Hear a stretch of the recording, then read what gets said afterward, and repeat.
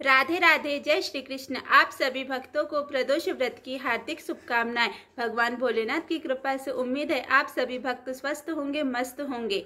आज के इस वीडियो में हम कार्तिक प्रदोष व्रत के बारे में चर्चा करेंगे। आज 13 नवंबर 2024 है। आज के दिन बुध प्रदोष व्रत आ रहा है। जब प्रदोष व्रत बुधवार के दिन आता है तो इसे बुध प्रदोष व्रत कहा जाता है। प्रदोष व्रत हमेशा त्रयोदशी की दिन आता है।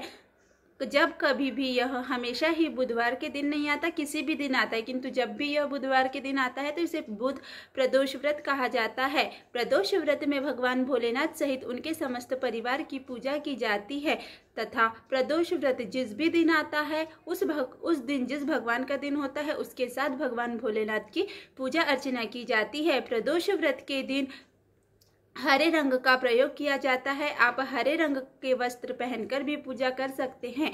प्रदोष व्रत की जो तिथि है वो 13 नवंबर 2024 दिन बुधवार को 1:01 से प्रारंभ होकर के 14 नवंबर दिन गुरुवार के दिन प्रातःकाल 9:43 पर समाप्त हो जाएगी तथा प्रदोष व्रत का जो शुभ मुहूर्त है वो 5 बजे से लेकर के शाम 7:30 बजे तक है। रात्रि में आप कभी भी पूजा कर सकते हैं, किंतु शुभ मुहूर्त में पूजा करना ज़्यादा फलदायक होता है। इसके बाद के वीडियो में हम प्रदोष व्रत की पौराणिक कथा का श्रवण करेंगे। एक नव दंपति थे जिनका विवाह जल्द ही हुआ था। कुछ दिन के पश्चात उसकी पत्नी अपने मायके चले जाती है। कुछ दिनों के पश्चात वह लड़का अपनी पत्नी को लेने में उसके मायके जाता है।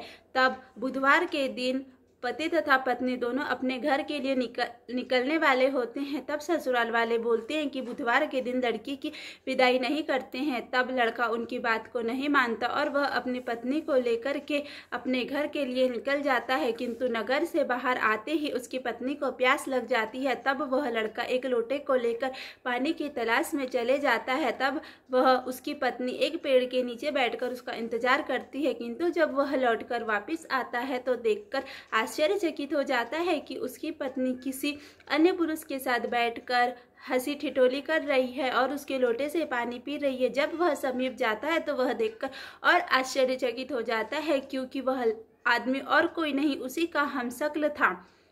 पत्नी भी दो पतियों को देख करके आश्चर्यचकित हो जाती है। तब कुछ समय के पश्चात वहां पर भारी भीड़ जमा हो जाती है। पत्नी से पूछा जाता है कि उसका पति कौन है, तो वह भी स्तंभित हो जाती है।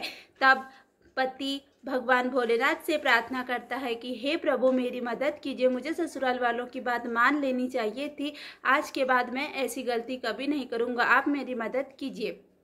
तब कुछ समय के पश्चात वह हमशक्ल वाला आदमी गायब हो जाता है और पति तथा पत्नी कुशल पूर्वक अपने घर को वापस लौटते हैं। तब से लेकर हर प्रदोष व्रत को पति तथा पत्नी व्रत करते हैं तथा प्रदोष काल के समय भगवान भोलेनाथ की पूजा अर्चना करते हैं।